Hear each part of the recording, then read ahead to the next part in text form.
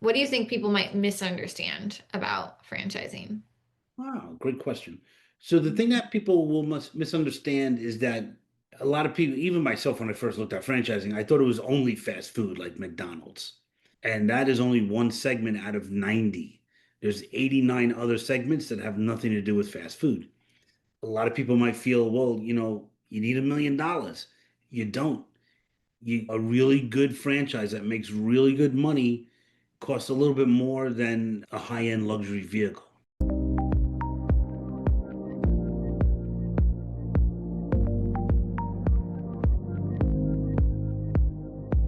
I'm really looking forward to chatting about your work with Franchise Academy. And what really stood out to me was how you combine education, coaching, and business advisory to help people choose the right franchise opportunity. So, not just any opportunity, right? With that. And I really like how you described your work earlier as really helping people match their goals and with their personality and skill set.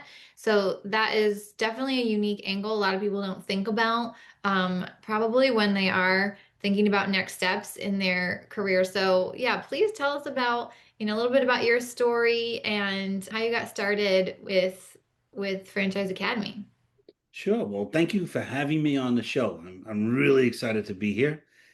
Yeah. So going way back to when I was very young, my Mhm. parents told me, "Don't bother going to college. Just this is you don't hear this very often, but they said, don't go to college. Just get a good job with a pension, like a government job. Okay. Very like kind of blue collar, right?" And Yeah. so I ended up becoming a New York City subway conductor. If you ever rode on the subway, I was the guy opening and closing doors, making announcements that was squeaky and hard to hear. And so I did that for 13 years. But Mhm. when I first started, I was 23, and there was an old timer there who said to me, "Kid, this is a great job. You'll always have a shirt on your back. You'll never have a silk shirt, but at least you'll have a shirt." And I was Mhm. like, wow, that sounds like mediocrity. Like I'm looking around, my bosses, whom I love very much, they were great people. Men and women really helped develop me as a young guy, but they were not wearing the metaphorical silk shirts. When I looked Mhm. around, I realized business owners were. And I decided in that moment, I want to be a business owner. But I Mhm. didn't know how. I didn't have a college education. I didn't have sales experience. I didn't have any ideas. And so Mhm. through the years, I read books, I went to seminars, and I realized a franchise is a business with training wheels. And that's what I need, somebody to hold my hand, teach me the ropes, and show me how to run a business. So when you get into a franchise, it's like a hands-on MBA.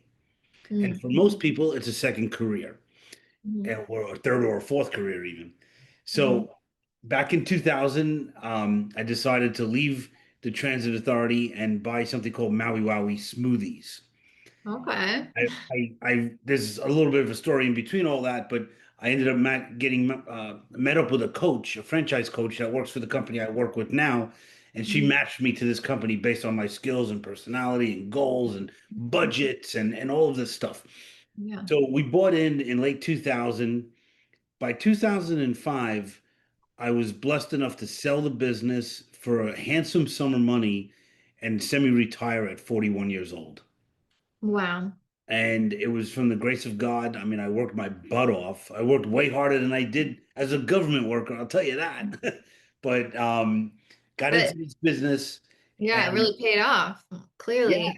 I You mean, it was great because, and Yeah. we'll talk more about this in a few minutes, but raising your hand to make a change is very hard to do.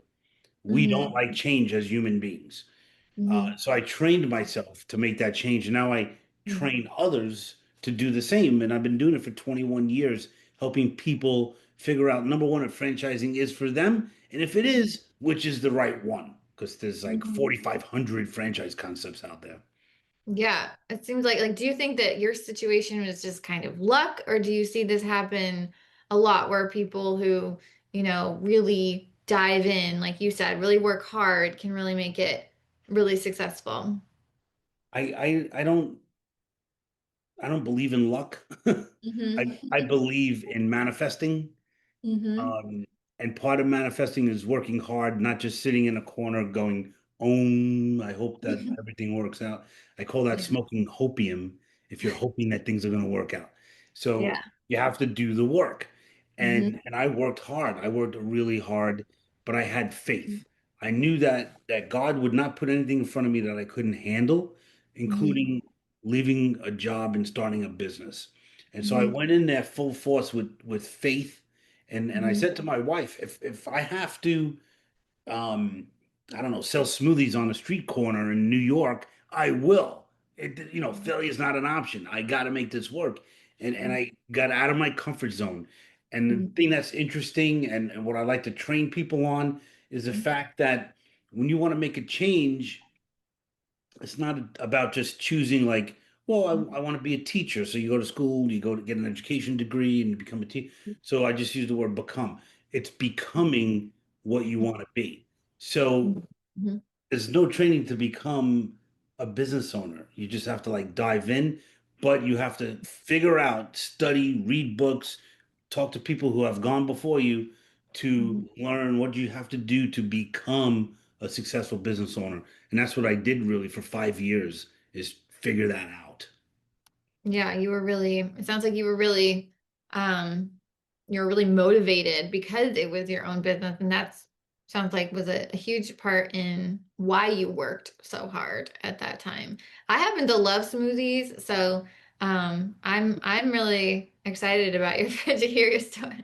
Love hearing about this story. Yeah. And it probably was a good timing. I feel like at that time, smoothies were probably like the new up and coming thing. Now, yeah, I mean, they're never gonna get like I get a smoothie every time I go to the airport, I think. Yeah. So I don't think they're ever gonna go out of style, but Well, that's funny because I every time I go to the airport, JFK JetBlue Terminal has a mm, Jamba Juice, and I always get an acai, smoothie. yeah. It's like a thing. Yeah. Um, but I'll tell you that you are very insightful. Back in 2000, smoothies were like a California thing. They were Hmm. not in New York. And my dad, who was a New York City police officer, he said, "What do very colorful language I won't use now, but it basically said, are you stupid? Like, who's going to buy smoothies? Like, nobody ever heard of this stuff. Who's going to do this in New York?" And we were very successful. And by the time we sold in 2005, 5 years later, McDonald's was selling smoothies. So I was on this wave, Yeah, definitely. right? And it wasn't because I was lucky, it's because I had the nerve to take a chance because I had faith. Yeah. And the fact that you believed in yourself so much you didn't, your father's message didn't get to you, didn't prevent you from stopping. That's definitely a telltale sign that you're excited about and passionate about what you're doing. Yeah. And probably should take that leap. So a lot of people hear franchising and they might think about it in, a way of like buying a business in a box. What do you think people might misunderstand about franchising? Wow, great question. So the thing that people will must misunderstand is that um, a lot of people, even myself, when I first looked at franchising, I thought it was only fast food like McDonald's. Hmm. And that is only one segment out of 90. There's 89 other segments that have nothing to do with fast food. Hmm. A lot of people might feel, well, you need $1 million. You don't. A really good franchise that makes really good money costs a little bit more than a high-end luxury vehicle. Hmm.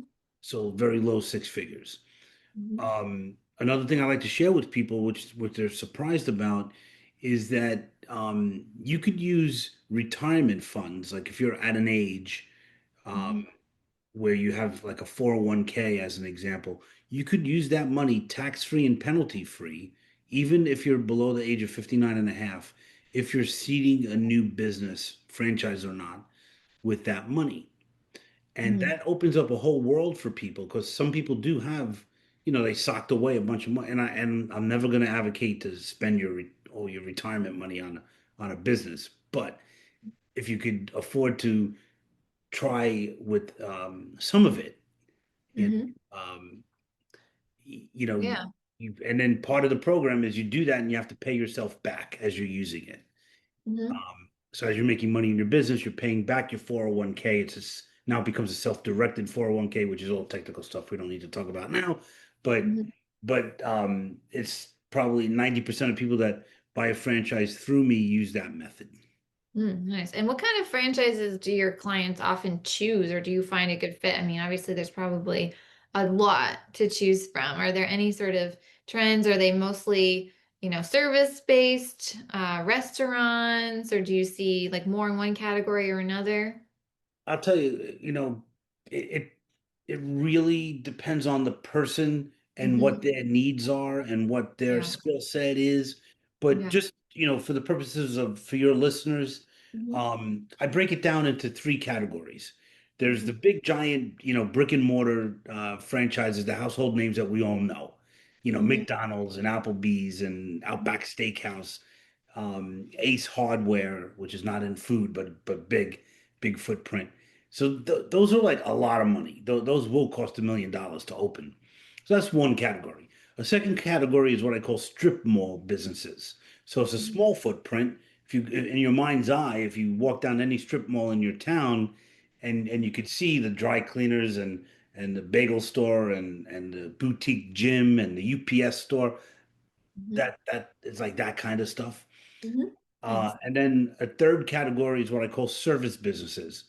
Hmm. Most service businesses will service a building, mostly residential, and then there's commercial, B2B, business to business concepts. Hmm. But those are very inexpensive and have low overhead because there's no store. You might have a van, you might have a warehouse, something like that, but it's not having a store, between Starbucks and Trader Joe's, which is Right. really expensive. So lots of options. What for you, like with your business, building a business around education and advising in the franchise space, what's been most rewarding for you? I guess most rewarding is helping people choose uncertainty over unhappiness. Mm-hmm. So I wrote a book about it called The Magic of Choosing Uncertainty. Mm-hmm. And and it was weird to me because when I bought my franchise, I was all in. Mm-hmm. But over the years of doing this, I have found that there's so much fear and anxiety that comes up. So Mm-hmm. I have learned for myself to master fear. You never get over it, you never get past it. You have to just deal with it. Mm-hmm. Um, and so now I teach people to do that so they could, get out of their comfort zone because everything that you want in your life is outside of your comfort zone. Mm-hmm. Yeah, that's an interesting way to think about it. Yeah, I Yeah. gotta like let that sink in a little bit.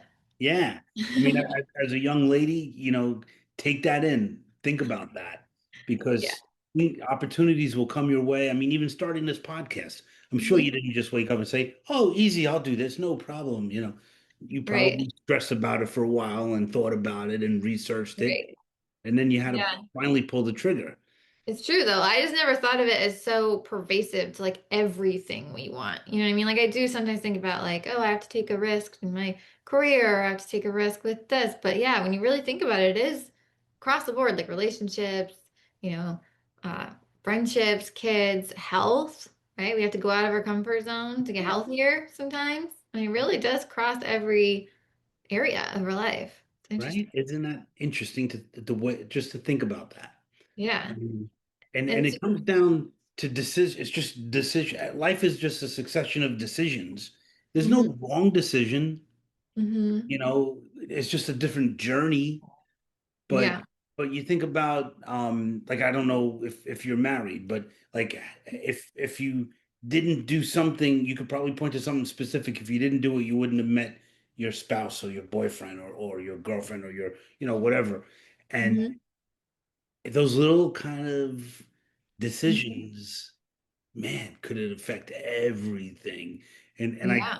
right, I used to think about it when like I had my business and I had my smoothie, I had a smoothie stand in the Jones Beach Amphitheater on Long Island. Mm-hmm. And so we did summer concerts. It was like 45 shows every summer. Mm-hmm. And so we got to see a lot of shows, which was awesome, fringe benefit. But then I became really friendly with the operators of the building, which was Clear Channel Entertainment, Live Nation now. And all of a sudden I find myself backstage hanging out with the Red Hot Chili Peppers. Like, Wow. and I'm standing there and I'm like, if I didn't choose to buy this business and then make a cold call to get into this building to sell smoothies, I would have been working on the train tonight.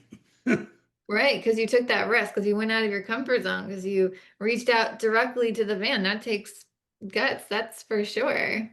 So, Right?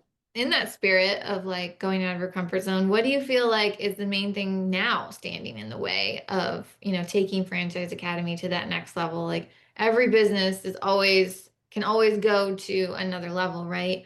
Where do you want to go next with your So, company? so for me, I want to augment this company um, to be available to anyone who wants to learn about franchising. So Mm-hmm. I have like an online course. So if somebody didn't want to actually spend time talking to me, which I don't know why they wouldn't, but if they wanted, my son who works with me, he's 32, he'll be 32 on Monday. Um, he says, Dad, people my age don't want to talk to anybody. They want to do it online. So I'm trying to create like the next generation of learning instruments for people to Mm-hmm. learn about franchising. Is it video? Is it, of course, AI generated stuff. And so I'm Mm-hmm. exploring that. I'm having conversations almost on a daily basis with people about how to do that kind of stuff. Uh-huh. That's So so that's exciting. Yeah, that makes total sense that somebody who may not be ready to pull the trigger and feels maybe shy to talk to a real person because they're not sure if they want to go down that road, that they could do a course first to learn more about it, because right? everyone's going online. But Mm-hmm. I think it's going to come down ultimately to great human interaction Mm-hmm. service, right? Mm-hmm. I think people are going to get so sick. Like, how years ago people got sick of calling a bank and saying, and you get a recording, press one for this, press two for that, press three for this. Mm-hmm. And that's what's going to happen with AI. People are going to be like, I'm so tired of talking to a computer. I want to talk to a real person. So I think the GOLD is going to be in personal interaction in Mm-hmm. in the near. Yeah. Yeah, definitely. I know it becomes more and more valuable. I agree. Like that's a good word. The gold is in human interaction. Yeah, that's what I think. Well, thank you so much for sharing this story and perspective. I know our audience is really going to love your angle on business ownership. What's the number one question that you want people to think about if they are considering, either franchising or maybe they already have a small business and they're considering really diving in, and making that investment? Do not become infatuated with a concept. You know, vet it out. Really do a business plan. Really figure out the pros and cons, the ups and downs, stuff that might hit you sideways. Try to think of everything. Because Mhm. what happens to a lot of people is they're like, like I'm looking at your background. I think you really like plants. I'm not sure, but I do. Well, I live in New England, so I get very deprived for 9 months out of the year. I have to recreate it. it's beautiful, by the way. It's a beautiful office. But you might say, hey, I'm gonna quit this gig I'm doing and I'm gonna become a horticulturist. I'm gonna open a florist. That Mhm. might be a big mistake because you might love plants and flowers, but once you get into that business, you're going to realize that plants and flowers is only 10% of the business. It's Mhm. marketing, it's all the business of business, Yeah. the competition, are people still going to be buying flowers or they're going to be buying fruit instead and sending that as, so like stuff like that. Um, Mhm. you know, people get, because we always hear if you love your job, you never work a day in your life. That's Mhm. absolutely true if you're working a job and building somebody else's dream. But if it's a business and you're building your own dream, that's not true. You don't have to be passionate about it. You got to be passionate about the business model and the role of the owner. You Mhm. do not have to be, you could be a vegetarian and own a burger joint Mhm. because you should be working on the business and not in the business. Don't, if Mhm. you're a technician in the business, Mhm. you're not going to do well. It's going to be hard to make money. Yeah.